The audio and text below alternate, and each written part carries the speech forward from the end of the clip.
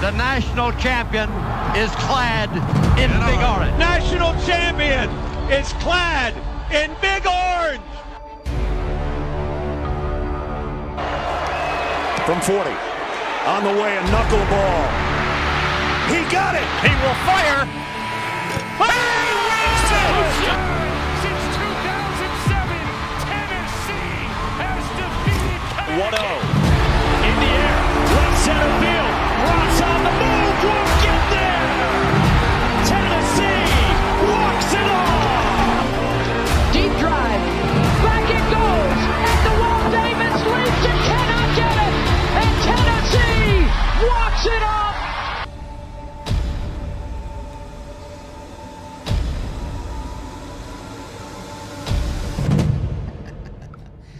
Welcome in to another episode of the Vol Fanatics Show. It is 8:30 on a Tuesday night, Eastern time that is, so it only means that it is time for another show where we get to talk ball, man. We got to talk about another position group, and in tonight's episode, I'm going to let Michael do the rundown, but I do believe we're talking about a couple in particular tonight, but we're going to lump them together.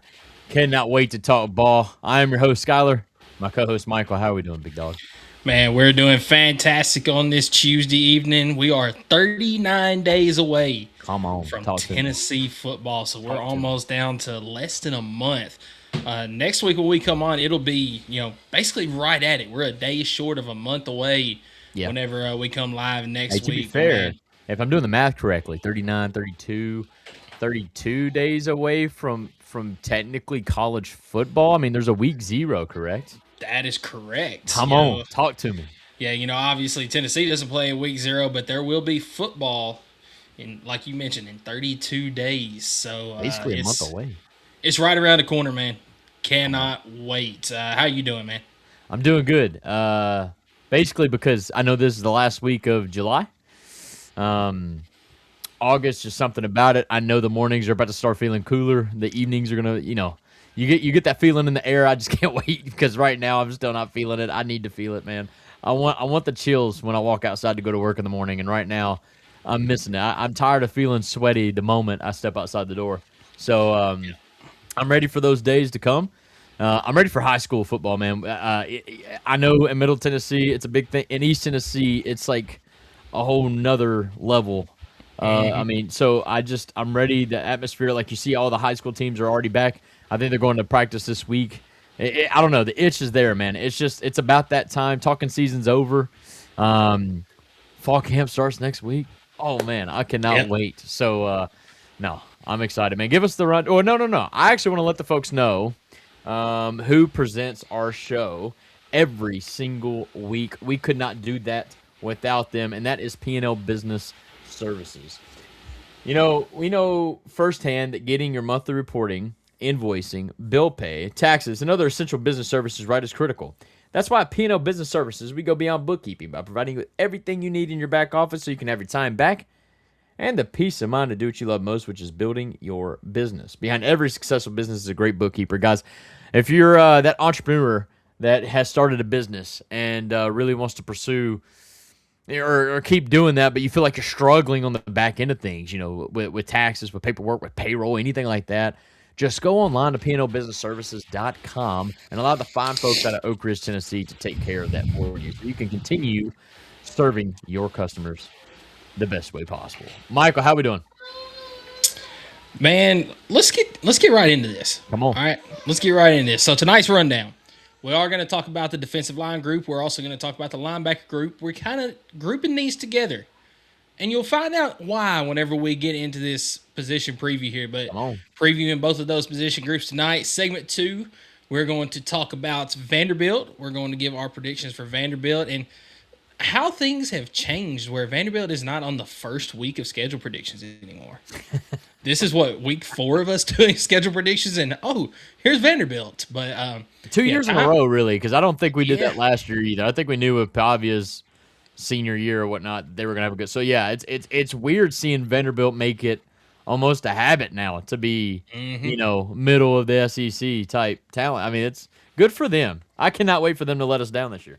Yeah, And then segment 3, we're going to talk about Missouri and give our schedule predictions there as well. But let's get right into the meat and the potatoes of all this. I do want to give you our segment 1 sponsor, and that is Optimal Asbestos Services. Optimal Asbestos Services offers detailed asbestos inspections and air quality assessments. Whether you're looking to secure your home or workplace, you can trust Optimal Asbestos Services to deliver thorough and reliable solutions. You can contact Jeff Mull at 865-223-3297 for your consultation today, or go on the web at optimalasbestosservices.com. Skylar. Yurt. Defensive line, linebackers. Come on. Where do you want to start with this? Because there's a lot to talk about, and we also got to talk about the reason why we're grouping these together. So where do you want to begin with this? I want to start defensive line because I feel like they're getting overlooked. And that's okay. I do think incredibly, even with the turmoil and the turnaround, I don't know what you want to call it, the overturn, I guess, at the defensive backs room, I feel like the defensive line is just getting, I don't want to say disrespected, but man, there is a lot. I would say it's the second most questioned position on the team behind quarterback, in my opinion. I would agree with you. I want to shine the light on the defensive line a little bit and just kind of let people know that, like, hey, guys, you know, barring injury, like, this is still a solid group of kids that are going to be rushing the passer. I think, seriously, we're going to be okay. And especially with what we've kind of already kind of teased, that, like, with the help that they're going to get from other position groups as well. I want to start at defensive line. So, with that being said, you want to start interior, exterior? How do you want to do this? Let's go interior because I feel like that's going to kind of be the strength of this defensive line group this year, barring injury, of course. I mean, obviously, number one person that we're going to mention is David Hobbs. Absolutely. A guy that could have very easily been one of the ones to represent Tennessee at SEC Media Days. He obviously got injured before the spring game. He was sidelined the rest of spring practice here, and I don't know what his health status looks like right now as we inch closer to the season. But, I mean, that's a leader on the interior right there, the defensive line, that you really need this year. And, he's dealt with injuries his entire career, and he's one that I'm really looking forward to this season if he stays healthy. That's right. I mean, Hobbs, guys, we quickly forget. I mean, he's been here since 2023. He's played in a lot of games. He was actually a former 5-star prospect, number 4 defensive lineman in the country, about on 3. But he was rated as a 4-star on 24/7 Sports. He is actually the leading returning tackler on the defensive line. So the 6'4", 290-pound senior. You got to expect big things from him, and in a tenure at Tennessee where I don't think he did play he did play one season, I believe, in 2024 maybe, and all 13 games. Yeah. But really, other than that season, he's always kind of been battling something nagging here or there. So I really would like for him in a senior season to lock in, stay healthy. Obviously, that's not something you can necessarily control all the time. But taking care of your body and whatnot, being there, being a leader of this defensive line, I think that's exactly what you're going to get out of David Hobbs. Yeah, I completely agree with you there. And then 2 other guys that I'm looking forward to there. One of them's on the older side of things now, and he really stepped up last year because of a injury to David Hobbs. Nathan Robinson, come on. Yeah, looking forward to him. Dude is 6'7", 295. I mean, he's got the height. He's got the size, man. And he's a load there in the middle, and he showed why he was on the field last year. He really stepped up. Was that the Mississippi State game that he really stepped in, or was that Arkansas? It was one of those middle games of the season where he just had himself a breakout game. I'm trying to see if it is in my notes, and I'm not seeing it, but either way, I'm not seeing it in my notes. Unbelievable. I'm so bad at this, but it does say that I've got here that he played in all 13 games last year, finishing the season with 14 tackles, 4 solo, 2.5 for loss. He had 1.5 sack. He actually forced a fumble and a pass breakup. He did have a career-high 3 tackles against Syracuse to start the year last year and a strip sack that turned into a scoop and score by Colton Hood. So, I mean, he really started the year with a bang, in my opinion, and then kind of asserted himself the rest of the way as just being a consistent guy that you needed on the interior defensive line. I'm proud of him because he really didn't see, I feel like, a ton of action before that. So the fact that he was able to step in, be that guy in the middle, assert it, and honestly taking advantage of the opportunity, right? Right. And stepping in that role, being that next man up mentality, he really took off, went roll it. He's got to be that guy though. This year, he's got to be, in my opinion, a 2 to 3 down lineman. He's got to be there every single play, and be that leader in the defensive line. We're gonna need him and David Hobbs both. But obviously, it's impossible to have those guys go every single play, and that's why I think you're gonna have to rely on other guys like Ethan Utley. Yep, that was going to be my next name was Ethan Utley. Young guy with a lot of talent. Absolutely. True sophomore, I believe, 6'4", 285. Right here out of Nashville, Tennessee. Now, he's a guy that I believe he played a lot as a true freshman last year. He did. Yeah. It shows me a lot of promise. He was a consistent 4-star in the 2025 cycle. This dude really, really made a presence in his true freshman season, and I think a guy that you're going to see kind of take off again. He's probably going to play a lot on the interior with Nathan Robinson because, like I said, I cannot wait to see. I feel like we're going to rotate players on the defensive line a lot, kind of like we've seen the first couple seasons under Heupel, where it was like I almost want to refer to Kim Caldwell-esque type of substitutions, where they almost have like a package for everything, and depending on the opponent they're playing, depending on the situation in which they're playing them in, I can imagine that they're going to have a special package for each of these guys and how they're going to fit in that defense. Yeah, I agree with you, and that's something that we have seen a lot under Rodney Garner is that rotation, like you mentioned, the packages, kind of what they can throw out against different opponents here, and another guy that I'm going to bring up on the interior that I'm excited about, another young guy, redshirt freshman Charles House III.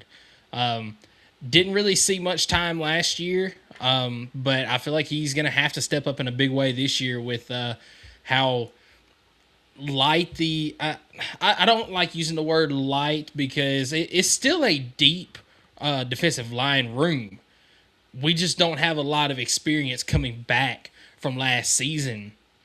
After some of the people that graduated, some people went to the pros, that type of deal. But I feel like Charles House is going to have to be one of those guys that he's going to have to step up this season. I believe he was a 4-star as well coming into Tennessee whenever he was recruited there. Just a guy that he's really going to have to step up. And, there's other names in there that I feel like you're going to see them get some time. Somebody like Isaiah Inge is probably going to see a little bit of time there as well. You got several different names that are young guys that are probably going to have to see some time depending on, how healthy the room stays. Yeah. I think an older guy that I kind of want to – Tyree Weathersby is a guy that he's got to be on the field, man. Redshirt junior, he's in his 4th season at Tennessee. That guy, along with – you mentioned younger guys, Marion Dye, another true sophomore, I believe. Yep. That dude, Isaiah Campbell, like there's so many young players. Granted, I get it, maybe a little bit on the inexperienced side, but I think for the way that most people have been talking about this defensive line, and they're just kind of like, no James Pierce Jr., no Joshua Josephs, who's going to be that guy?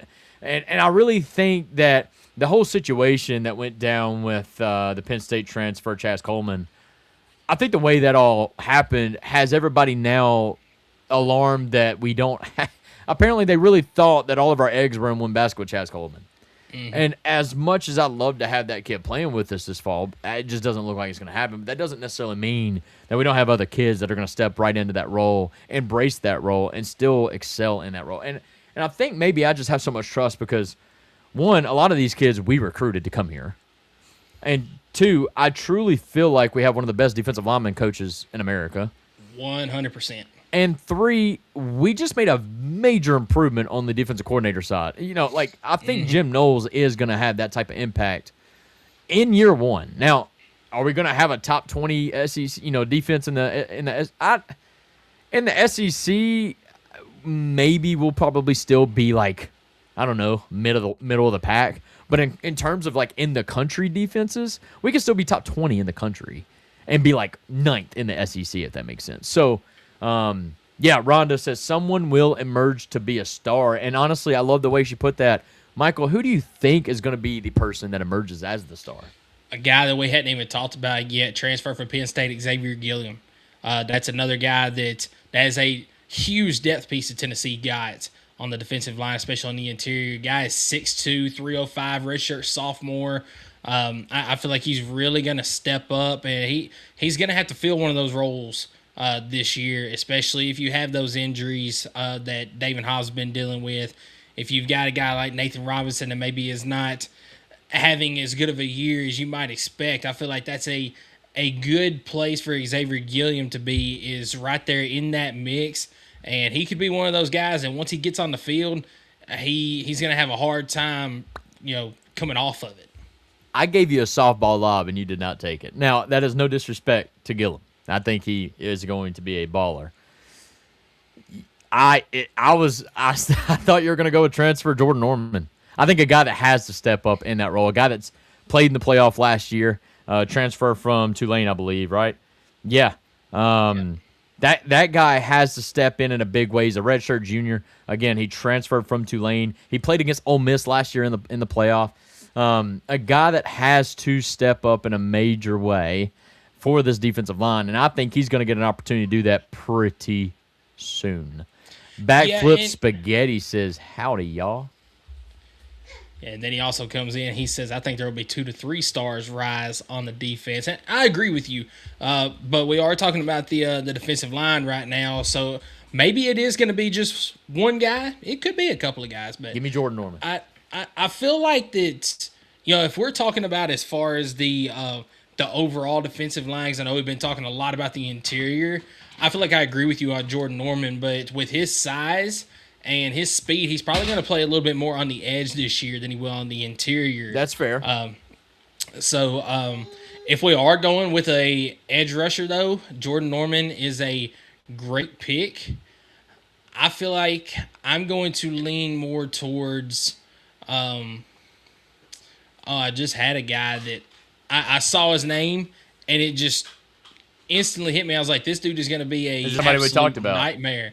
It's not somebody we've talked about yet, but, oh, man, I have lost it. Hold up. Maybe I can go through Isaiah Campbell. No. Maybe Christian Gass. Yes. Redshirt freshman. Yep. I feel like Christian Gass, he could be that guy on the edge. Highly talented. Yeah, yes. he was rated as a 4-star prospect, number 16 linebacker in the nation. In the class of 25, I believe? Yeah. Yep. He enrolled January 2025. That's right. So, yeah, I agree with you. Christian Gass, and we talked about him a lot during the recruiting process, really. Will he get an opportunity this year? I think he will. Okay. I think he will because, that edge position, that is one of those spots that we've talked about. It's a little bit light, especially since Chaz Coleman is not going to be playing this season. So you're going to have a guy step up in that position, and I feel like he could be that guy. You mentioned Jordan Norman. He's going to have to be one of those guys as well. You've got – and I feel like Tyree Weathersby, the reason I didn't mention him when we were talking about the interior is he's going to have to be on that edge as well because he's a little bit lighter size than some of those other guys. So I feel like he's going to have to kind of go out there as well. And that's fair. And I think another experienced guy, Mike Batia, I think is going to have to be another guy that maybe slides to the edge. And we gotta do something, like I said, just to generate some sort of a rotation. The last 2-3 seasons at Tennessee, we've been able to talk about how the defensive line in general, it almost didn't matter who you put out there. It was pretty much anybody in the room could go out there and play competitively on third down, on a 3rd and 3, and go get a stop. Last year, obviously, that flopped. Didn't really amount to what we were hoping to. But the years before that were that case, and I am interested to see how the rotation forms this year, to see how it's all, the pecking order is going to sort itself out, right? And so I'm really looking forward to seeing, kind of like what we've talked about, obviously the known names that got to stay healthy, but then who emerges and really asserts himself to say, hey, I don't want to just be a rotational piece. I want to be like the piece. I want to be the reason why we're getting, I don't know, we're only allowing teams to convert 30% on third down. Like whatever that is. So, no, I can't wait to see what this interior and exterior defensive line is going to amount to. And I think you're right. I think in my notes I just put down every single linebacker or lineman down. I didn't really separate that out too well on my end, so I apologize there. But I want to kind of now talk about a little bit of the linebacker room. Oh, what's up? We got a special guest on the show. Would like to introduce the man of the house. Yeah. My goodness. He keeps trying to mute my microphone because I got it facing right towards. Well, he wants to talk some business. He can't have the world listening to what he's got to talk. Hey, Andy, can you tell everybody hi? You tell them hi. What's up, dude? Say hi. He's like, no, but I like looking at myself though. He's like, I look good. There we go. There we go. What's up, buddy? How we doing? All right, buddy. Future Vol right there, says Rhonda. That's exactly right. Future Vol. Exactly He's already right. a Vol. Come on now. Okay. I sent you up here, but you can't be messing with my microphone. No, that's the only reason why he wants it. That's the only reason why he wants it. Come on now.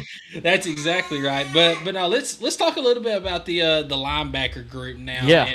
And kind of the reason why we are grouping these two together. So linebackers this season, I feel like that is a strength of this team. Obviously, we talked a little bit about it last week with Joey Peterson. You've got numerous guys that could step foot on the field and start for really any team in the Southeastern Conference in the country. And I feel like it starts with Arion Carter. Obviously, he's the leader of the defense. He's the captain of the defense. There's a reason that he's been to SEC Media Days 2 years in a row. It starts with him. And then I feel like it goes over to, Amari? I feel like it's Amari Campbell. It's got to be Amari Campbell. The transfer from Penn State, even though Jeremiah T-Lander was the one that went to SEC Media Days, he's been a Vol his entire career. I feel like it's Amari Campbell is that other guy in the room that, he's going to be right there alongside Arion Carter, kind of leading the way on that defense. But let's just say it ain't. That's okay. Edwin Spillman is still around, guys. I mean, the dude basically was a bona fide starter last year. The 6'1", 225 guy. I mean, he's a lockdown. He's a downhill linebacker. He's actually one of our faster linebackers, too. Like, I feel like he covers the field pretty – I'd say one of the fastest linebackers we've had at Tennessee in a minute. I just feel like he can kind of cover – I know there was a stigma in Tennessee linebackers how they can't really cover the slant or the pass that well. I feel like he has completely put that to bed. He's done so well. Him and Arion Carter, as far as like interceptions as a linebacker, they can get it done. You know what I mean? So Edwin Spillman, I've loved him since he got on campus. I know his brother may have transferred out, but I thought it was kind of cool there for a little while that he was able to play at the University of Tennessee with his brother. I think he's got another brother that may still be on the team. I can't remember. It was a trio of them. But either way, Edwin Spillman, don't rest assured he's going to get his playing time at the linebackers. He's not dropped down in the depth chart whatsoever, even with the addition of Amari Campbell. Yeah, especially, if, people talk about Jeremiah T-Lander, he gets hate because he did not play very well last year. But he's still a really talented guy. He wasn't able to play to his strengths. That's right. I think that's such a good way to talk. Like, I can't remember who we were talking with. Oh, I actually got a chance to talk to the voice of the Vols, Mike Keith. I don't know if I told you this. You did not. I didn't tell you this. I'm so sorry. Breaking news. I got to ask a couple questions to the voice of the Vols, Mike Keith. So is he coming on the podcast next week? No, unfortunately. I didn't do a shameless plug. He was actually promoting his Vol Network show, which I was like, everybody can listen to us too. That's fine. But no, I actually asked him. I was like, man, how is it going to work with the coaching staff? Obviously, linebacker's the most talented, probably deepest room on the team, and he agreed with me on that. And but I asked him, I was like, how do you balance like getting the guys your best 11 on the field, but also the roster management that goes in behind that as far as the coaching staff, understanding that you got a guy like Jaden Berlotti, who's one of your best downhill linebackers, and like where do you put him on the field? And so Mike Keith had a really good answer to that. He was just like, I think you're going to see this year, you're going to understand that all of these linebackers are really freaking good at what they do. So depending on the matchup, depending on the package, depending on the game plan, he said it would be very easy to actually see a guy like Edwin Spillman in game 1 pop off, get like 14 tackles, force a fumble, whatever. And he said, but do not be surprised in week 2 if you don't even see him play a snap in the game. And he's like, and that's not even a knock toward him. That's just depending on the game plan, what they see on film, they're going to make sure that they game plan around what their linebackers do best and focus on that. And so I'm really intrigued to see how they split that up. And I think that's what I'm so excited for Jeremiah Thielander, because I know what he does best, and that's stopping the run straight downhill. And so when we play a run-heavy team, I don't know. We don't play Missouri this year, do we? But I'm trying to think of a good rushing team. Run-heavy team that we play this year, Kentucky? it's going to be like Georgia Tech. Georgia Tech. That's a great one. Expect Jeremiah Thielander to have a great game against Georgia Tech or a team like that. I don't know. But I am excited to see how these linebackers play to their strength. But I kind of gave it away. Jeremiah Thielander, of course. But Jaden Perlotti is another that played a lot of plays last year. And, again, we're already on linebacker number 5, and we still got plenty to go as far as what we got to talk about.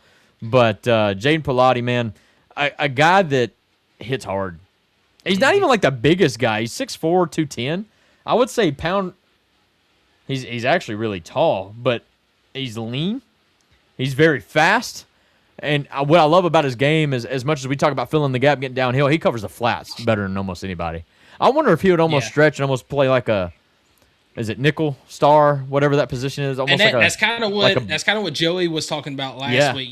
Which is kind of going to get into why we're talking about both of these position groups together here in a minute. But there's a couple of different linebackers that are very versatile as far as the positions they can play, and Jaden Perlotti is one of those guys. Yeah. But we'll get some more into that here in just a minute. As another guy that we hadn't. No, you're good. You're good. Another guy that we hadn't even talked about yet is Jaden Harmon. That's a young guy that is very talented. He's going to see some time on the field, and then we got 2 very talented freshmen. And Joey was saying last week he's super excited about one of these guys, T.J. White. That's a guy that has really stepped up in practices so far. He played very well in the spring. That's a guy I would not be surprised if you see him get on the field some. And then the other guy, Braden Rouse. Both of those 4-star linebackers that they committed within the same week this past season. And it was just like, bang, Tennessee is on fire with recruitment. And not to take anything away from what Joey said, I try to kind of mention T.J. White to Mike Keith, and Mike Keith almost wanted to talk more about Braden Rouse. So I'm uberly excited about those 2 guys. The only problem I'm seeing, man, is there's not enough snaps to that's go what around. I'm saying, dude. That's what I'm saying. Like, I hope we're winning by 40 by halftime because I want to see these kids on the field. But, I mean, we also got Jordan Burns. Yep. And that's another guy that I would say is probably in your 3 deep. I don't know. He might get beat out by some of these freshmen, dude. But I'm just saying, like, you've got a stacked linebacker room to the point to where I could actually see, obviously, if you're fully healthy, a guy like Jaden Perlotti kind of dipping his toes into a safety position-esque position where you're only playing really like a true 4 defensive back look. I don't know what that would look like, but I do think that he would. There's a package for Jaden Perlotti where he's going to be on the field with 2 or 3 other linebackers. I think we may see Arion Carter. I mean, it's kind of been teased that he's going to be on the edge some this year. I wouldn't be surprised if he plays more on the edge because of the lack of depth there. One, you got to do what's best for your team. Would that not also be best for him? Think about it. In the NFL, and I'm ignorant to this, but I feel like it's talked about more in the media. Does an edge rusher not get paid more than a linebacker does in the NFL? I think at this point they do, just because what they mean on the defense now. Well, let's go ahead and talk about it a little bit. Tennessee over the past several years, especially with the with the game evolving more into a air raid type thing, most defenses have gone from the traditional 4-3 or the 3-4 into like a 4-2-5. You're playing 5 defensive backs. Yeah. And the linebacker position has been kind of taking a back seat to positions like you mentioned, like the edge rushers that are getting a lot more attention, that type of deal. And that's where it comes in with the, edge rushers do get a little bit more pay once you get to the NFL side of things because of, the NFL also going to that. But I think this season you're going to see Jim Knowles go back to a 4-3, maybe hybrid, or a 3-4, kind of hybrid. I feel like it's going to be kind of a game plan, game by game, whatever the strengths are going to be type of deal, kind of like what you talked about earlier, based on your personnel, who you want on the field. But I feel like he's going to have a plan for a lot of these linemen and the linebackers. So, you might see Tennessee run more of a 4-3 and have Arion Carter come down on the edge, and then you still got 3 of those talented linebackers out there. You might see a 3-4 with your traditional defensive lineman out there, and then you've got 4 linebackers, and one of them, like Jaden Perlotti, could drop back into coverage type of deal. I think you're going to see some very interesting things on the defensive side of the ball this year to get a lot of these guys in some strengths. You know what I want to see? That's just like super old school. What's that? I want to see a typical 4-4. They're never gonna line up like a 4-4. Okay, but if you're just taking like roster position that they're supposed to play, and realize that they actually do have 4 rostered linebackers on the field, but it's gonna look like a 5-3, 5-2, or maybe it does look like a 4-2, but then you've got 2. I don't know, but they're never gonna line them up like a 4-4 unless Georgia Tech really is like running the ball 50 times, throwing it twice type thing. But something about just 4 linebackers. Yes! I want to see all of that. With the linebacker group that you have this year, you probably could, because you've got the versatility. You've got guys that can drop back into coverage. Like I mentioned, Jaden Perlotti. I feel like, Edwin Spillman's one of those guys that can do that as well. But, there's just so much versatility. You got so many guys in that room. I feel like Jim Knowles has got an open book of what he can do on the defensive side of the ball, and it's super exciting to see. Oh, yeah. But without a doubt, I think we touched on almost every single name we know of on the defensive line and linebackers group. But I'm going to ask you the same thing that I asked on the defensive line. Who do you think emerges, not named Arion Carter, who do you think emerges in the linebacker group that is that guy that you look back on the season and be like, man, our season would have been different if it weren't for this guy? You know what? I'm going to take a chance here. I'm going to say that guy is Jeremiah Thielander. I think there is a reason that he got the nod at SEC Media Days. Okay. I think he's heard the hate that he got last season because of his play on the field. Sure. And I think that he wants to make this last season in Tennessee count. Absolutely.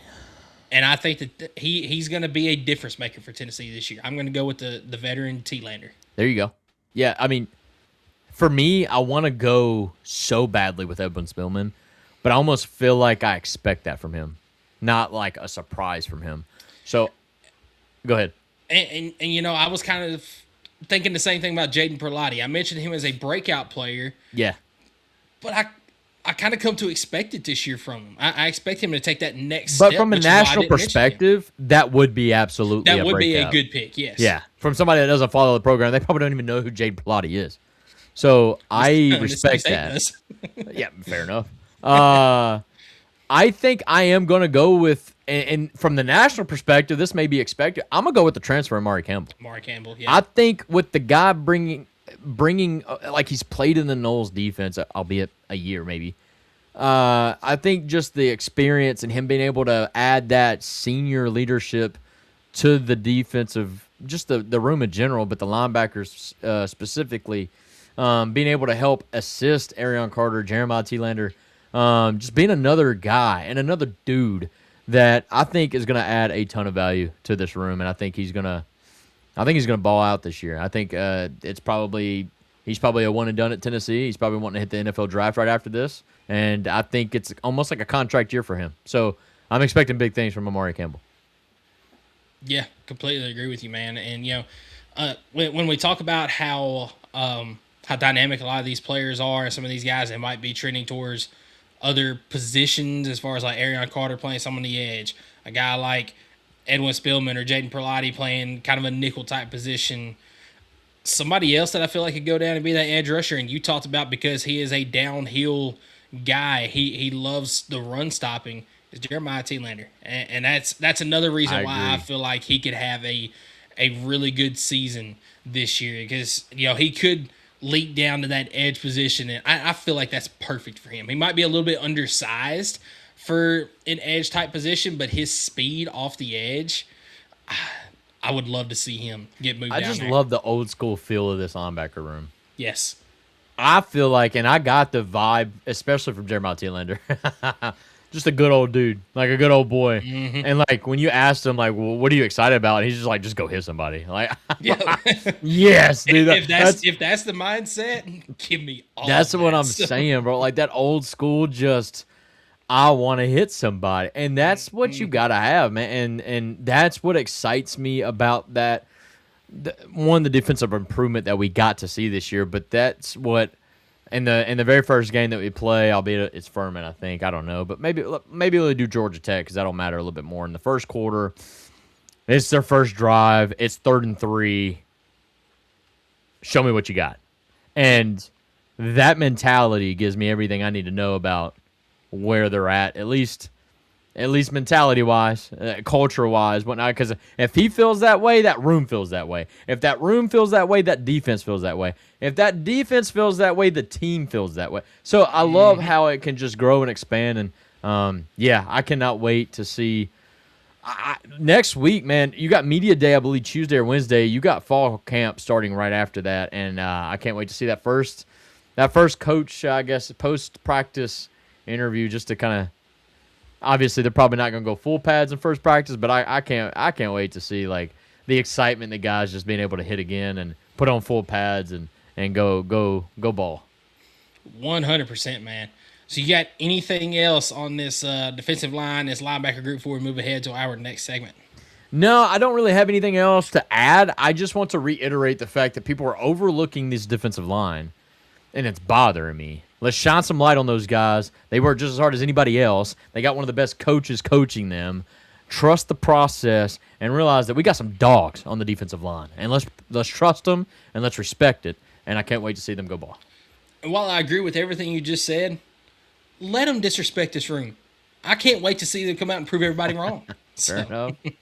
Fair but enough. Now let's move ahead to our next segment. And I do want to give you our segment 2 sponsor. And that sponsor is Kaizen Painting. Do you want a colorful life? Kaizen is a painting and drywall company that provides residential, commercial, exterior, and interior services. At Kaizen Painting, we understand the importance of a beautifully painted home and properly installed and repaired drywall.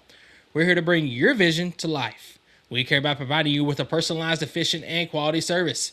If you live in Knoxville and surroundings, contact us for a free estimate at KaizenPainting.com. Color your life the Kaizen way. And I do want to thank Rhonda here. I tried to. We're both doing it. Okay. I was trying to hype you up, dog. I'm sorry. Rhonda, really appreciate this, putting out the countdown videos for us. A shout out there. Appreciate you saying that because, we get a lot of love on these videos, that's for sure. And it was fun making them. You do have a couple of other people from other fan bases that, try to put in their 2 cents about it. Oh, Tennessee's not going to do anything this year. Typical Tennessee type of deal. You know what? Hey, we need the haters. Another click, baby. That's right. Just like all these Florida fans that are just like Kentucky fans were talking about how bad our takes were on there. Just wait. You want a media tip if you ever want to try to make it big in media? Start hating on Georgia. No, not even that. Purposely fumble the bag on like a fact. Okay, yes. So they will absolutely call you out for that. Like for instance, I did it last year when I was like, "Hey, Georgia's going to pull the upset and beat Kentucky. Oh, boy, did that take off. Mm-hmm. Dog fans are like, upset? I'm sorry. What? We're 13-0. And like they just started going crazy. And I was like, okay, calm down. But dude, I'm telling you, we got so many followers from that, thousands of views, dude. It was insane. So yeah, if you want to make it big, you ain't got to be perfect. Just be true to yourself and maybe purposely fumble the bag on something like that. And notice I'm saying purposely. I totally did it on purpose. And so yeah, it's all good. I can't wait. Look, we got schedule predictions. Who we got coming up? We do. So we have got first up. Let me pull the graphic up here. We're gonna go Vanderbilt. Oh, Vanderbilt last season, the best season that they ever had in school history. They went 10-2 last year. good job, Tennessee. Yeah, ain't that the truth? They went 10-2 last season. Missed out on the college football playoffs. Diego Pavia ended up getting drafted, which, by the way, he got cut from the Ravens. So he is now looking for he's looking for a car dealership to work at now. But anyway, sorry about that, Vanderbilt fans. Not really, but now Vanderbilt, new quarterback this year. Eli Stowers in the NFL. They still got Cedric Alexander at running back. Offensive line is a little bit of a question mark there. And what's the defense going to look like this year? Skylar, you want to go first on Vanderbilt? Or do you want me to? Yeah, I'll go first. But do you agree with Clark Lee just not outright naming the 5-star stud quarterback that they were able to steal from Georgia So as the starter? How in the world is this even a question? When I got to thinking about it, No, it needs to be the miniature WWE, right? I'm sorry, I'm short. I shouldn't even make that joke. That was crazy. Like me and Diego are like the exact same size. True. Okay, Anyway. all right. See, this is whatever. It's fine. But no, when I got to thinking about it, with how bad potentially the offensive line could be for Vanderbilt this year, maybe they don't want him to go out there and just get absolutely, beat up, Right. possibly injured, by the middle of the season. That's and fair. Something that could hinder his career later on. But then again, do you want to do that to whoever the other quarterback is at this point? I don't know. I feel like it's kind of like Faison and George as far as, George has the experience. But if Faison gives you a better chance to win ball games, don't you go there? If Jared Curtis gives you a better chance to win the ball game for Vanderbilt, don't you go there instead? I kind of see it both ways. I don't know, man. People saying that George should be the starter this year solely because he's got a year in the system and that's experience, to me, is bull hockey. In my opinion, the experience that George has does not equate to game time experience. The man played like 16 snaps, if that, last year. Mm-hmm. And I just don't think that really equates to automatic starter. Now, if George McIntyre earns it and takes the job, absolutely. But to sit here and just say on paper, GMAC starter because he's been in the system a year, I don't think that matters that much. So I think if the young true freshman quarterback can come in the system in the spring, and he needs to be confident, but not cocky in the sense of he feels like it's his job. He doesn't have to work as hard, or he's getting paid so much, so he's entitled to the start. That is the attitude that can go on somewhere. But I don't know. Maybe it's a thing where Clark Lee's trying to get him to earn the trust of his team and take that job that as well. Yep. So without further ado, I'll do what we're supposed to do in here and just predict the games here. Vanderbilt starts the season. I think they start the season 3 straight wins. So let me go ahead, and I got to change my thing here. So we're going to go right off the bat, 3 straight wins against Austin P, Delaware, and NC State. NC State, the last I know about them, we throttled them a couple years ago when they had McCall, and they had that really fast wide receiver that ended up transferring to A&M last year. KC Concepcion. That guy. NC State, just to me, I don't know what they've done since then. And it seems like any good talent they get transfers out. I can't imagine them really putting up a fight with Vanderbilt. However, Vanderbilt goes on the road to Auburn, and I think this is like an ultimate trap game for them because I think Auburn is going to be a solid team, and I think Vanderbilt may think that they've got the win just solely because they're going up against a team with a first-year head coach. And it's the first SEC game of the year, but I don't think they get it done. I think they actually drop to Auburn, and that is also me kind of just following the Auburn. If you follow my Auburn prediction last week, I'm going to stay loyal to that as well.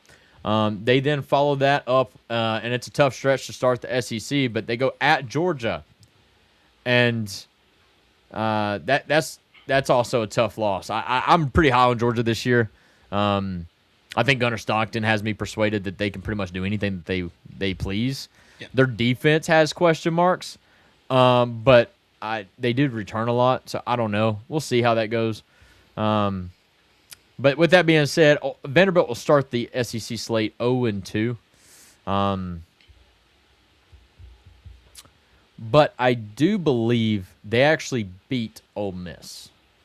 So this will be kind of like their, oh, wow, they get that win. Yes, I do think at home they beat Ole Miss. Ole Miss and Vanderbilt kind of go way back. It's kind of a good, historically, it's been a great game for the most part. So I like Vanderbilt in this one. Arkansas, I do believe Arkansas will they'll get a win over Arkansas, so they'll rebound nicely to get back to 2-2 before playing Kentucky. And I think Kentucky will also drop to Vanderbilt. So Vanderbilt really on a roll here to finish out the month of October pretty solid. They start the season the first 2 months, they go 6-2 in my prediction. They go to Mississippi State. I think this is just a bad matchup. I don't like that it's on the road. I really like Jeff Lebby, and I think Jeff Lebby's got to get some wins somewhere this year. I think this is one of his best chances to get that win.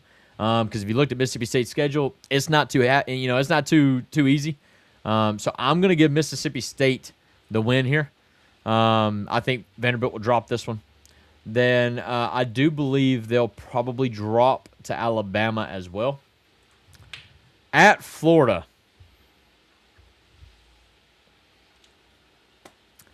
I don't like this game being so late in the season for Vanderbilt.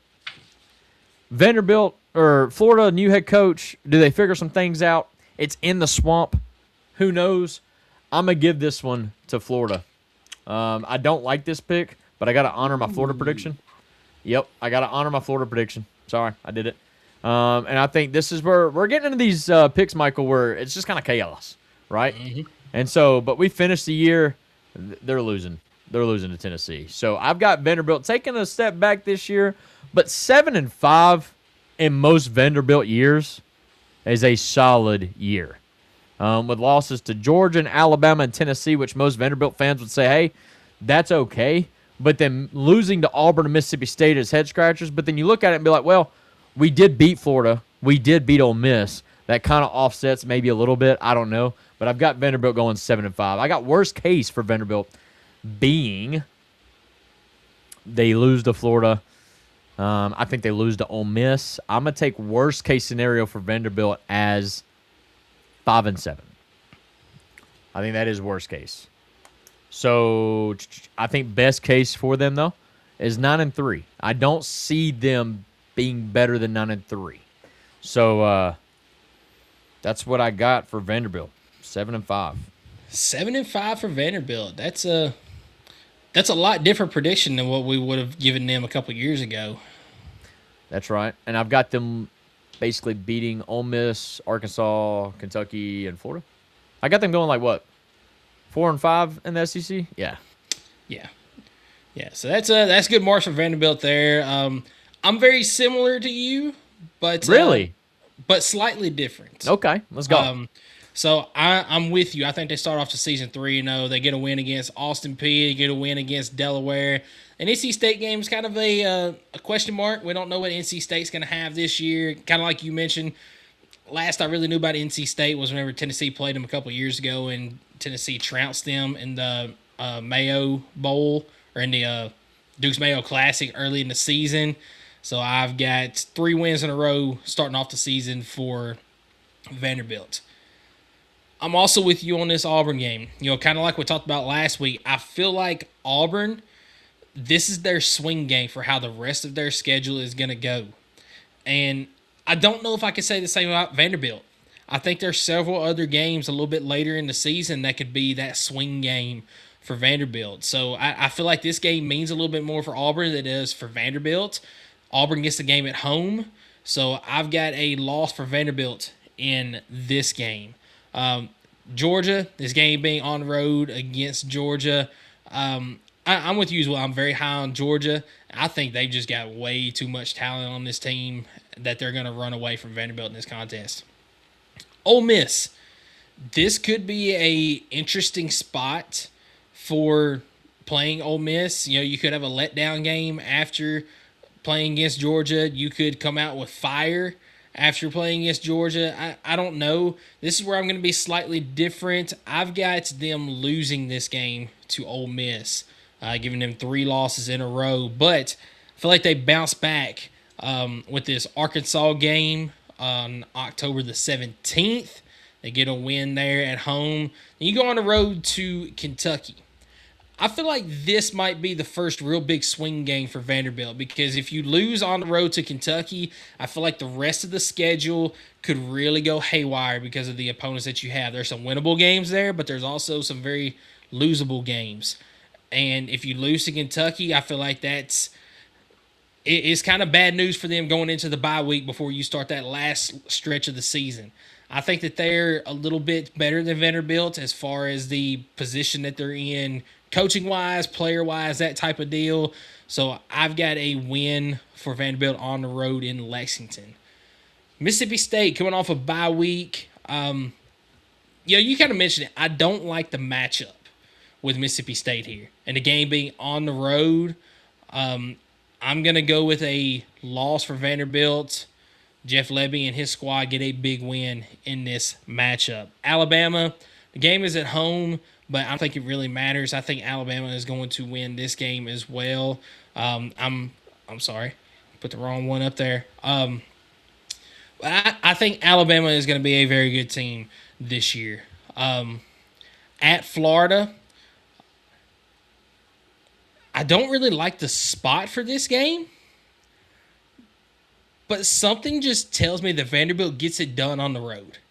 I feel like they go down to Florida, they get a win there, and it's going to be their last one of the season because Tennessee's going to come in and they're going to show that they are the state's team. I mean, it was a fluke last year for Vanderbilt. Best season in school history. It's not going to happen again this year. Tennessee's going to get a win. So I have got Vanderbilt going 6-6 this season. They do make a bowl game. I feel like there's some very winnable games on this schedule, though, that could have them better. But I'll start with the worst case. I'm going to go 4-8 as the worst case for this team. I feel like, That's not a good year, man. I feel like Kentucky could end up squeaking one out, and then probably Florida, that game being on the road. I feel like Florida could win that one as well. Florida could be a better team than what we thought as well. So I feel like 4-8 would be the floor for Vanderbilt this season. I feel like the ceiling for this team, I'm going to go one game below you, and I'm going to say 8-4 is the ceiling. Auburn is a winnable game, and Mississippi State is a winnable game. Yep. That Ole Miss is a big question mark. I think Ole Miss is a better team than Vanderbilt is, but you mentioned it. That's like a rivalry game there. They've played for several years. The game is always close. Anything can happen in that one, but that's a big question mark for me. So I'm going to say 8-4 is the best case for Vanderbilt this season. Right on. Keep the predictions up. I have to make a live correction on my prediction. Okay. I said everything the right thing, but I put the wrong letter down on one game. And so what I'm going to do real quick is I'm going to correct mine, and you're going to hate me but I caught myself because I went back and watched the video because I was like, wait a minute, I'm not honoring one of my picks when I started writing down who was winning against who. And so I'm going to tell you, just watch the screen because you're going to see what I messed up here. But, and then I have them. You had them beating Ole Miss. Yep. That is my prediction for Vanderbilt. So you also had 6-6. I did. And I'm looking here, and I'm correcting myself. I actually had them only winning 3 SEC games this year. They're going 6-6. I've already corrected it in my books, but I got to thinking when I put wins over, Ole Miss, Arkansas, Kentucky, and I went to write Florida, and I was like, whoa. I'm looking at my Florida prediction. I had them winning Oklahoma and Vanderbilt. So I was like, crap. And I even said it when I was going through the schedule. I was like, I just hate that Florida or Vanderbilt's catching Florida this late in the season at Florida because that gives Florida a chance to work out their kinks under first-year head coach. And I think Florida will get that win. So live correction. So sorry I did that. It happens all the time, unfortunately, but I did correct it this time. I'm just trying to get the clickbait out there. I'm trying to get people to. I'm joking, but I do have Vanderbilt going 6-6 this year, and that so is your ceiling and floor still the same? I am going to keep. Yeah, I'm going to honor my ceiling and floor because to be honest with you, I mean, obviously they could lose to Ole Miss, and that's their 5-7. But if they lose to Ole Miss, maybe they beat Auburn. Or maybe they do beat Florida. Like, I think it's Mississippi State, for that matter. I think they're going to flip-flop. I don't see them going any worse than 5-7 this year. And I'm still going to honor the 9-3, man. What if they do pull it out against Auburn, Mississippi State, Florida, or Tennessee, for that matter? Who knows? Alabama, they're kind of project. Alabama, in the media-wise, is kind of projected kind of the same as Tennessee this year. So they obviously have their question marks. So I don't know. I think Vanderbilt still. I'm going to honor the best and worst case being 5-7, 9-3. But I do have them going 6-6 this year. I just wanted to get that corrected before we moved on. Gotcha, man. So let's clear this off real quick, and then do you have anything else on Vanderbilt before we move ahead? I do not. Why is the Ole Miss thing still there? What in the world? We go. Thank you. No, I don't, man. I'm just I don't think they're going to be the same Vanderbilt, man. I think there's going to be a dramatic change. Yeah, I think I agree with you there. So before we move ahead to our segment 3, a word from our segment 3 sponsors.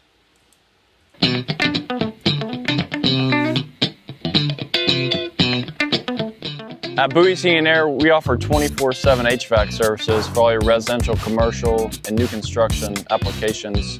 Guys, when your home feels off and the comfort's not there, do yourself a favor and call Bowie's Heating & Air.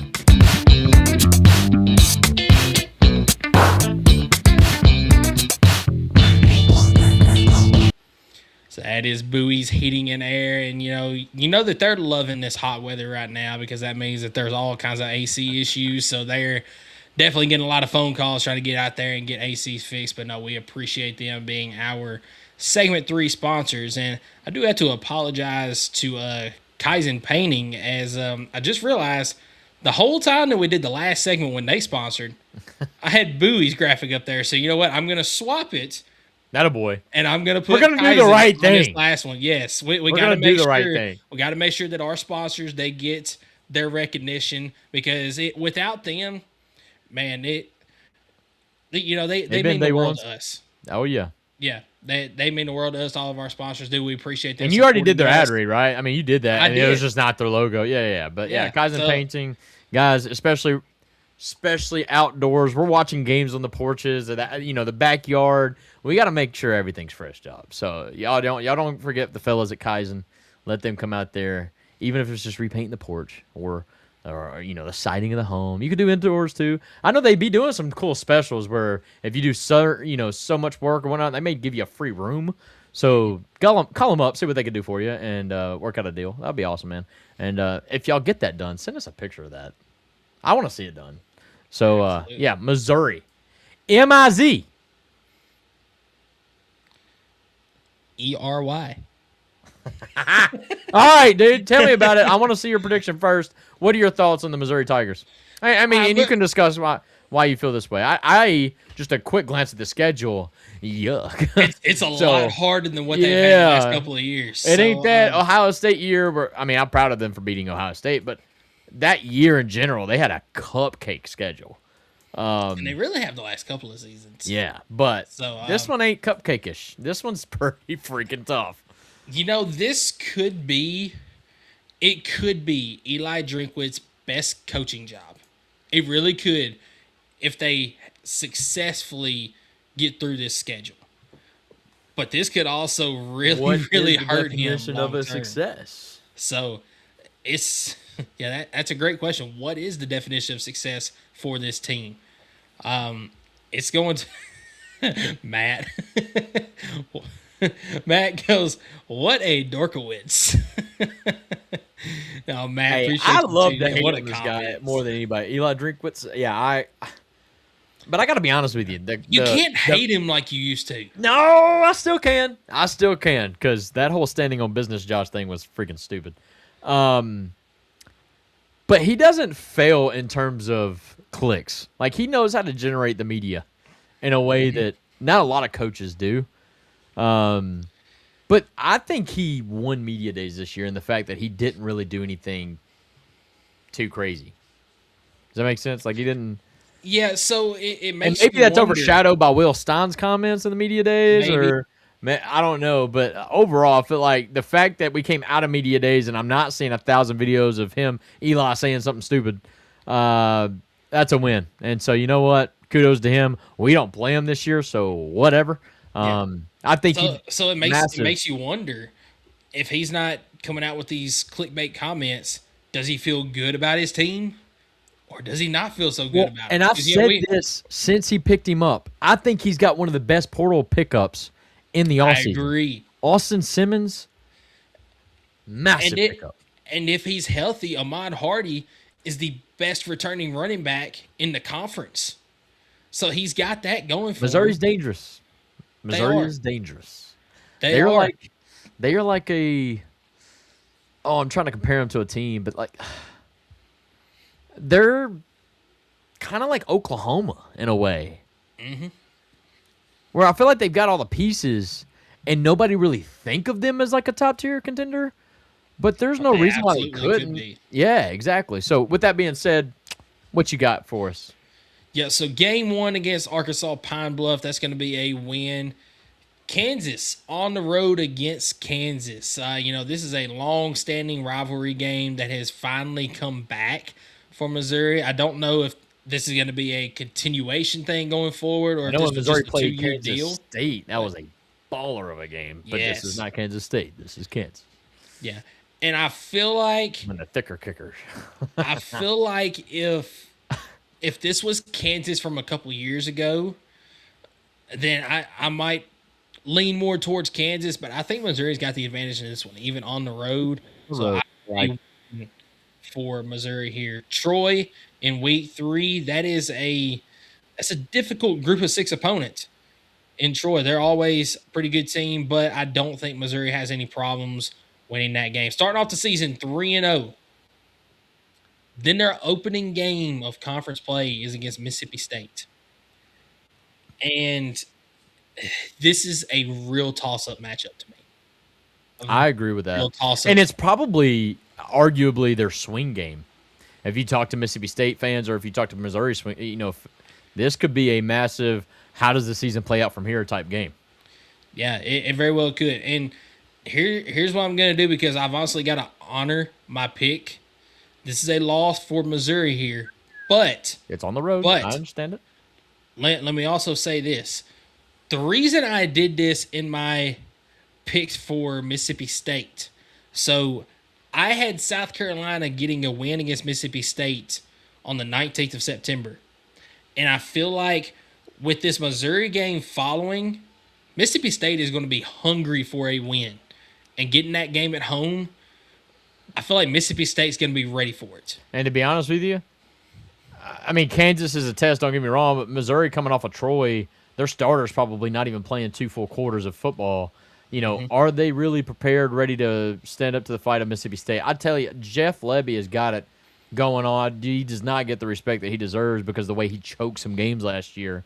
But he's got his team playing hard. Yeah, and I don't think Mississippi State's going to be competing for any kind of SEC title, playoff spot, anything like that. But Mississippi State is a very dangerous team. They are very dangerous to a team that is better than them, kind of overlooking them and getting upset. But it only gets tougher from here for Missouri. It does. It does. What does that October look like? They do get Florida at home following that week, and I do have a win for Missouri in this contest. So starting off the season 4-1 before playing against Texas A&M. That game is at home. I feel like Texas A&M is going to be a really good team this year. I've got a loss there for Missouri at Ole Miss as well. I feel like if this one was in Como, I feel a little bit better about this game. But the game being on the road, I have got Ole Miss winning the game. At Arkansas, game coming off of a bye week, I've got a win there for Missouri. Texas, game is at home once again. But Texas is going to be too much for Missouri, and they're going to drop that game. Then you go on the road to Georgia after that. That's a tough stretch. When you go from Ole Miss, then you do have a bye week. That Arkansas game is going to be a bit of a breather, but then you got Texas and at Georgia in back-to-back games. Woo! What a rough stretch there. So that's a loss for Missouri. Then you got Kentucky. Next to last game of the season. That game is at home. I have got a win for Missouri, and then they finish off the season at home. Senior day against Oklahoma. Give me a win for Missouri. So I have them going 7-5 this season. You are not buying that Missouri hype. No, sir. Not at all. I am not buying it. Now I do like the win over Oklahoma at the end of the year, though. They finished with a bang. Yeah. Now, the floor for this team, I honestly think the floor for this team is only 6-6. I think that they make a bowl game regardless. I just feel like they win the games that they should this season, except for maybe Mississippi State. And then they lose the games that they probably should as well. So I don't think that they're too far off on their floor. The ceiling for this team, and you beat Mississippi State, and then you win one of, you know what, no, 9-3. 9-3 is the ceiling for this team. This is a team that I feel like it's very, very close what their record is going to be regardless of what they do. They're not going to be that bad, but they're also not going to be, elite in the conference type deal. So I've got 7-5 as the overall record, 6-6 the floor, and 9-3 the ceiling. I think that they could beat Mississippi State and then win one of that Texas A&M, Ole Miss, Texas, Georgia type stretch. I think this is our first prediction where we are going to be, I'm going to say, not dramatically different, but maybe different by more than one game. Because I think, for the most part, we have either guessed the exact same record or been one game off of each other's record. I do think this is the first time. I feel like you've opened the door a little bit. Now, I think you went a little conservative with Missouri, and that's okay. Mm-hmm. But I am going to predict them to maybe beat a team or two that maybe the media doesn't expect, or maybe the typical fan doesn't expect, because I do think people are sleeping on Missouri just a little bit. I don't think they're a playoff team by any means, but I do think that a playoff caliber team could think this is an easy win going into the game and then get surprised. And I promise you, if Hardy can come back and he's healthy, but even if he's not, Missouri has convinced me, almost like Tennessee has convinced me. It's almost like no matter who the running back is, their unit as a whole can just open up the lanes, and their running game is just going to be good. So I'm excited because I think Austin Simmons is also going to add in that layer of the running game that maybe they haven't had in a minute. So, I agree with you. Man, I'm going to go crazy here. I think Missouri starts off pretty freaking hot. I think they start the year with a win over Arkansas Pine Bluff. I think they beat Kansas handedly. I think they beat Troy. I'm honoring my record when I say this, that I think they beat Mississippi State on the road to start the year. And then we get to Florida. They host Florida, and once again, I think they beat Florida pretty soundly. 5-0 to start the season for Missouri. Oh, 100%. 100%. I think they starting out pretty freaking hot. I do have their first loss against A&M, even though they host A&M. I love the fact that they host A&M. Think that's a chance to get a win there. I'm not going to predict it. I think A&M's quarterback, another year, and the way last year ended for him, I think he's going to be hungry for something crazy this year. So I don't expect Missouri to pull the win there. I do, however, expect Missouri to go on the road on a bounce back and beat Ole Miss. Ooh, nice. Yeah, not super high on Ole Miss this year, but I'm kind of high on Ole Miss, I guess. But then they go on the road back-to-back to Arkansas. I think they still win. I don't think the back-to-back really matters. They do also have the bye week that splits up that back-to-back road stretch. I think that's clutch and key, especially in today's 9-game SEC schedule. To have back-to-back away games kind of it's sour, but to just have that bye week to break that up to where you're not just on the road constantly, I think that helps. They do welcome Texas home. And I want to do it, but I'm not going to do it. I don't think they can beat Texas this year. I think Texas, just talent-wise, on paper, there's just no chance they can do that. And then I kind of feel the same way with Georgia, and they're at Georgia, not really seeing that. But I do think they finish the year with a win over Kentucky. And I think they possibly, and I'm going to do it because I think they can do it. It's at home. I got to go with the home team. I think they beat Oklahoma. I think they finished the year 9-3. Yeah, I told you. Dramatically different here. Yeah, I'm going to go Missouri 9-3. I think worst case for Missouri. Worst case. They lose to Ole Miss. I mean, this is kind of steep, but I think worst case, I'm going to agree with you, is 6-6. I think that means, kind of like I think maybe the Mississippi State game being on the road, they lose that one. I think they lose to Ole Miss, and then I think, obviously, they lose to Oklahoma. I think that's their worst case scenario. I think their best case scenario is 9-3. I was going to say it's got to be either 9-3 or 10-2. This is my second team that I've done this with, Michael, where I'm just seeing the positives, and I'm predicting the team to do what I think is actually their best case. So I think 9-3 is their best case. Maybe they fall to Ole Miss, but they beat either Texas or Georgia or A. I don't know. I just think they don't really. The schedule doesn't look like they can do much better than 9-3. But we feel the same about Missouri. It's just you feel a little bit better about how you think they're going to do. But as far as the ceiling and floor, we're exactly the same. 6-6 is the floor, 9-3 is the ceiling. You've got them actually going to ceiling. I've got them going a little bit closer to their floor. So, I mean, we still feel very similar about these teams so far. I think so. I think a team like Ole Miss, even though they've got the talent, I think a team like Ole Miss is susceptible to losing to a team like Missouri. And I think Oklahoma's the same way. And I don't know. I compared, I think to begin, I kind of compare Missouri to Oklahoma. And so that is seriously a toss-up game, however you want to look at it. But I'm just going to say Missouri's going to win it just because I think a part of me doesn't want Missouri to win it. And that's why I'm picking them to win it, because it's almost like I'm hedge betting my own self.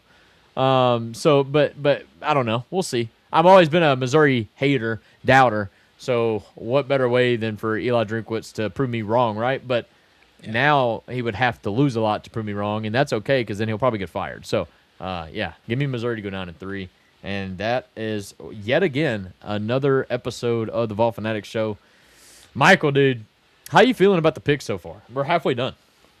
I feel pretty good about it. I mean, knowing that me and you are on the same page about a lot of this makes me feel a lot better because, there's been several times over the last couple of years where we've done these predictions, and it's like I feel really good about a team, but you don't feel good. Like South Carolina comes to mind last year. I had them, knocking on the door of the playoffs last year, going 9-3, and I think you had them at like 5-7 or something like that. And I was still too high. Going 4-8. So I mean, I feel a lot better about at least if I'm wrong about a team and bad wrong, well, you're also wrong about that team's type of deal. But no, I feel pretty good so far about our predictions. We still got a couple more that we got to do, but I think the SEC is going to be very, I don't want to say top heavy, but I feel like you're going to have a lot of teams up above 6-6, closer to that 7-5, 8-4 or higher. But that's where it's bad news. That's where it's bad news for your Arkansas, for your Kentuckys, your South Carolinas, your Mississippi States, your Auburns. It's not the way it's going to work out is I don't think you're going to have a ton of teams, and maybe you do have a ton of teams at 6-6, but I think you're right. I think you're going to have a ton of teams at like that 9-3, that 10-2, 8-4 mark, and that's where things are going to get pretty spicy as far as the talks of the SEC and how this playoff format's going to work, because they're not going to allow those teams at 9-3 to get into the playoff, right? And so they did it to themselves, so no pity for me, but I think Missouri can do it. And maybe I'm buying too much hype into Austin Simmons, but I like that dude. I liked him ever since he had a little bit of playing time that he had at Ole Miss, and I couldn't believe he got beat out by Trinidad Chambliss, and he did, fair and square, I guess. But I just think Austin Simmons is still that good. Obviously, the injury. I was gonna say it was the injury, and then I mean, to be honest, Trinidad Chambliss just didn't give him. He didn't give him a door to. It's almost like the Hendon Hooker thing. Yes, where he just never opened the door back up for Austin Simmons to come back, and you're not going to take out a guy that's hot, or you shouldn't at least. So I don't blame him. I don't blame him at all. But with that being said, who do we want to pick next week? I've got a team in mind. All right, who's your team? My team is Ole Miss.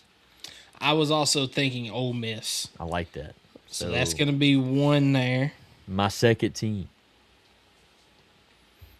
I was going to say, I've got two teams in mind. I think I want to pick, let's see. Who am I missing that I shouldn't be missing? I feel like we're going to be kind of on the same page as far as it's either Oklahoma. It's either Oklahoma or LSU. Yeah. I think we got to do Oklahoma, LSU, or because we've already, Oklahoma or LSU. Which one? Let's go LSU. I think Oklahoma has a better year. I'm okay with that. So Ole Miss, even though I just predicted them to lose to Missouri. So Ole Miss and LSU. Rhonda, we agree. Let's go. Yeah, let's go LSU. Yeah, so Ole Miss and LSU next week. And then do you know what day next week the Tennessee Media Day is, that opening press conference? I think it's Tuesday. Or Wednesday. Tuesday? It's Tuesday or Wednesday. Don't hold me to that. I want to say it may be Wednesday, bro. It may be Wednesday. I'm losing my mind on this. So I was going to say, I just tried looking up and couldn't find anything, but here's my idea of what we do for the first segment next week. If it's Tuesday, whenever the media day is, that opening press conference, let's talk about that for our segment one. Talk about the coaches, talk about the comments from Josh Heupel, any players that come out there. Let's talk about that. But if it's Wednesday, then let's do wide receiver, tight end position preview. How you feel about that? I'm fine with that. Let's do it. All right. I'm sitting here trying to map out who the next. I'm trying to see, okay, so we chose LSU, so then Oklahoma's going to be the next week. Dare I say Bama with Oklahoma? I'm sitting here trying to figure it out. You know what? Let's just go through that. Let's just go ahead and do that. All right. So Oklahoma is the following week. The 11th. Oklahoma and Bama. I'm thinking Alabama with Oklahoma. Okay, that gives us 3 teams left basically, because Tennessee we're just gonna pick last, I'm assuming. So it's A&M. Let's just do the 2 Texas teams and then exactly. Georgia. It's A&M, and then Texas, and then Georgia and Tennessee. That wasn't so hard. I feel like the top half of the SEC is so much easier to freaking do. It's the bottom half and the middle is like so. I don't know, man. It's gonna be hard. Who in the top half of that? Ole Miss, LSU, Oklahoma, Bama, A&M, Texas, Georgia, Tennessee. And I'm asking this because I have two teams in the bottom half having decent seasons, right? Missouri and Auburn for me personally. I have them actually going 8-4 and 9-3 respectfully. So that means I must have a team in the top half not have a good season. Who's that going to be? I think I know my answer. Stay tuned. Here we go. That's right. Now, I appreciate you all tuning in this evening. If you have not had a chance already, please like this video and then subscribe to the channel if you have not already. It helps us out more than anything, try to get out to more viewers as well. Make sure you do also check out the College Huddle, as we are the official Tennessee podcast of the College Huddle.